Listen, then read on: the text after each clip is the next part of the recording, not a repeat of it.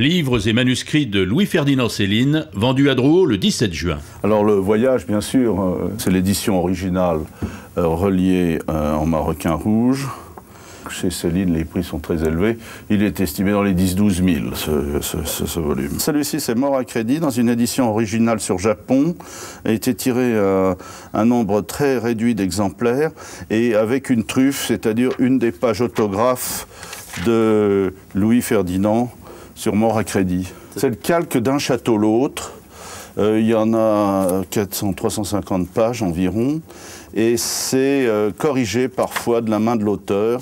Il a toujours peur de manquer, on a l'impression qu'il vit comme un pauvre malheureux, mais enfin, à Copenhague, quand il disait qu'il voulait aller au Danemark, c'est qu'il souhaitait, il disait « j'ai 3 millions en banque, à la banque X, là-bas, à Copenhague ». Il était poursuivi naturellement en permanence par les impôts. Il était combattu partout, alors lui vidait ses poubelles devant sa porte. Alors, sur une ordonnance, il écrit « Revenu médecine 0, auteur ». Alors, 1952, 858 000 francs, ce qui était pas mal.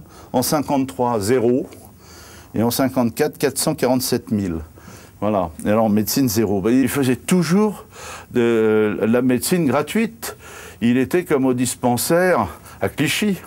J'ai dans la vente, là, des lettres à Arletty. Scénario de théâtre, roman, thèse, antithèse, lettres contre Sartre, naturellement, l'agité du bocal, une réponse à Sartre.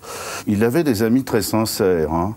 En dehors de tout problème de collaboration et tout ça, il avait des amis très sincères, des gens qui l'ont soutenu jusqu'au bout. Ils ont aimé son style, peut-être, plus que ce qu'il pouvait dire. C'est pour ça d'ailleurs qu'il est resté dans les mémoires.